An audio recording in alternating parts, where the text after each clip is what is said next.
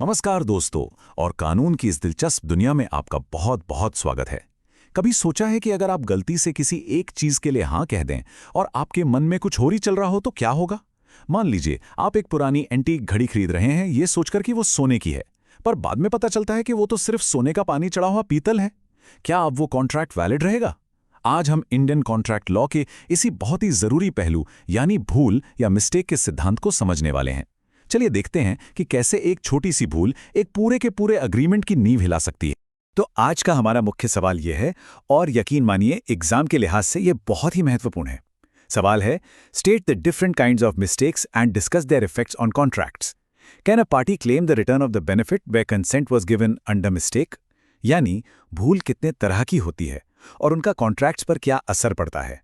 और सबसे जरूरी बात, अगर गलती से कोई पेमेंट या फायदा किसी को दे दिया गया तो क्या उसे वापस मांगा जा सकता है? ये सिर्फ किताबी सवाल नहीं है, हमारी रोजमर्रा की जिंदगी में भी ये बहुत काम आता है। तो चलिए इस गुत्थी को मिलकर सुलझाते हैं। तो सबसे पहले ये समझते हैं कि कानून की भाषा में इस भूल का आखिर मतलब क्या है। देखिए, ये कोई मामूली सी गलती नहीं है।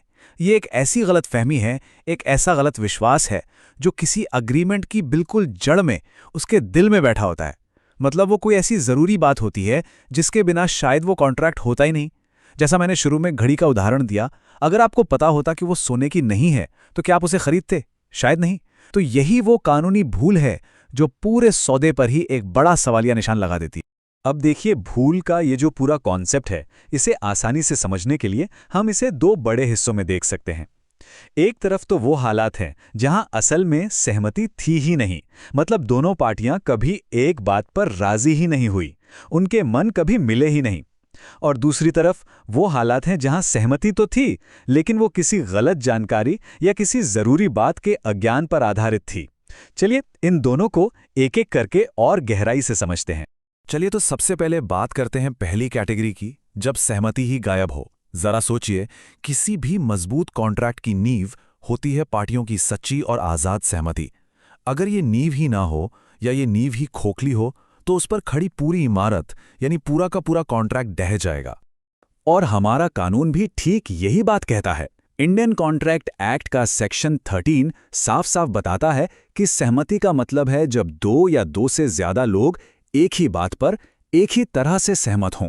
इसे एक बहुत ही मशहूर लैटिन फ्रेज में कॉन्सेंसस एड ईडम कहते हैं, जिसका सीधा सा मतलब है मन का मिलन। अगर मैं आपको अपनी लाल रंग की कार बेचने की बात कर रहा हूं और आप सोच रहे हैं कि आप मेरी नीले रंग की कार खरीद रहे हैं, तो भले ही हम दोनों कार के बारे में बात कर रहे हैं, पर हमारे मन नहीं मिले और इसलिए हमारे बीच कोई कॉन्ट्रैक्ट नहीं हो सकता। तो ये मन का मिलन कब नहीं होता? पहली सिचुएशन है व्यक्ति की पहचान को लेकर भूल।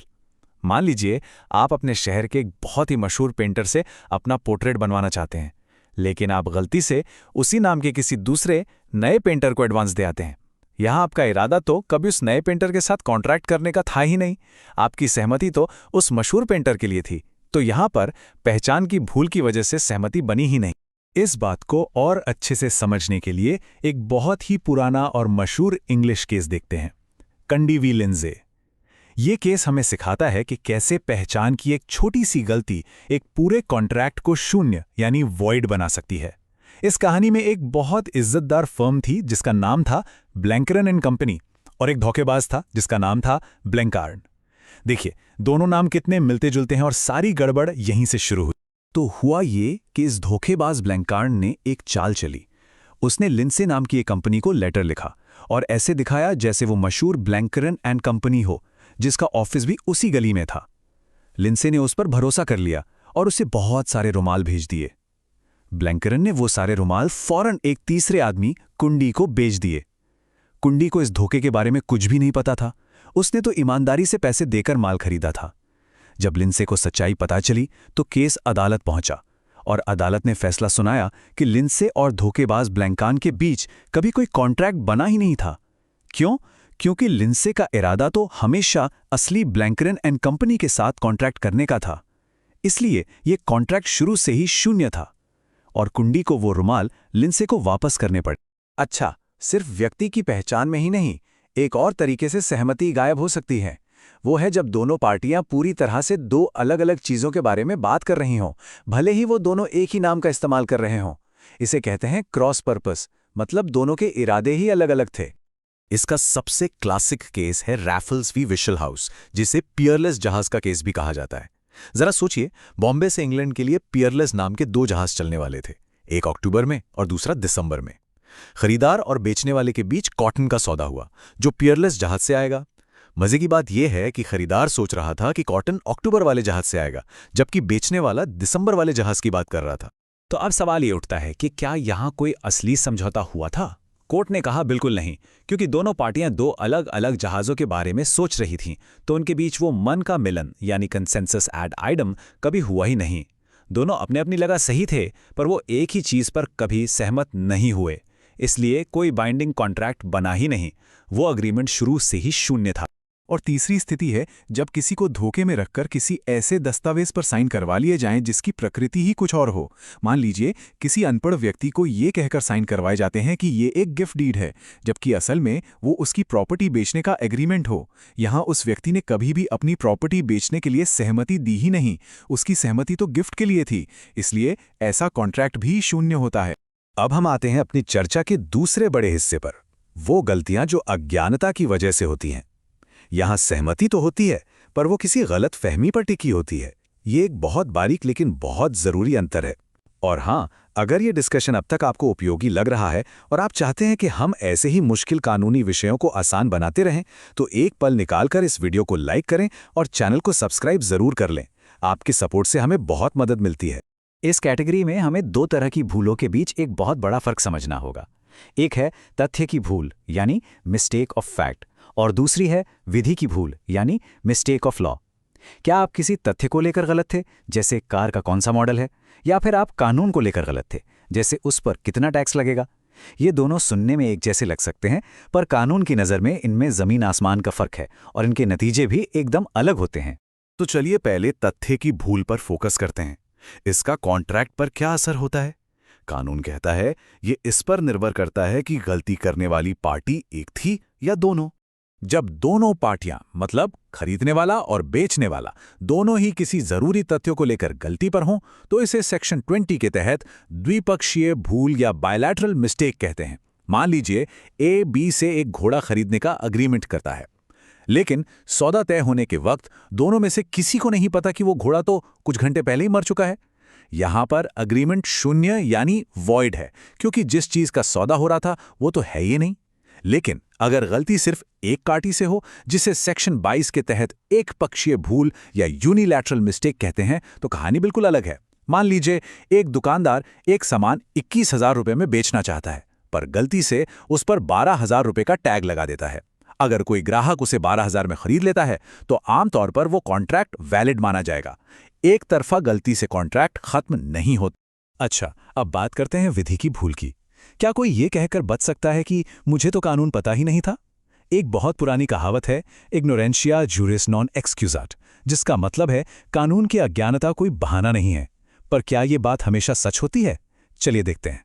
यहां पर 3 बहुत ही साफ नियम हैं। पहला, आप अपने देश के कानून को न जानने का बहाना नहीं बना सकते। ये मानकर चला जाता है कि हर नागरिक को अपने देश का कानून पता है, इसलिए ऐसी भूल होने पर भी कॉन्ट्रैक्ट वैलिड रहेगा। दूसरा, इसमें एक अपवाद है। अगर भूल आपके निजी अधिकारों यानी प्राइवेट राइट से जुड़ी है, जैसे अगर आप गलती से ये मानकर चल रहे हैं कि आप एक जमीन के मालिक हैं जो असल में आपके भाई की है, और आप उसे बेचने का कॉन्ट्रैक्ट कर लेते हैं, तो कानून इसे तथ्य की भूल की तरह मानेगा।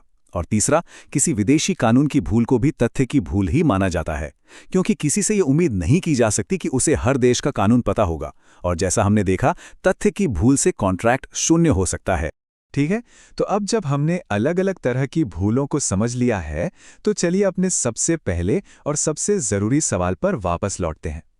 अगर कोई एग्रीमेंट भूल के वजह से शून्य हो जाता है, तो क्या कोई पार्टी अपना दिया हुआ पैसा या कोई और फायदा वापस पा सकती है?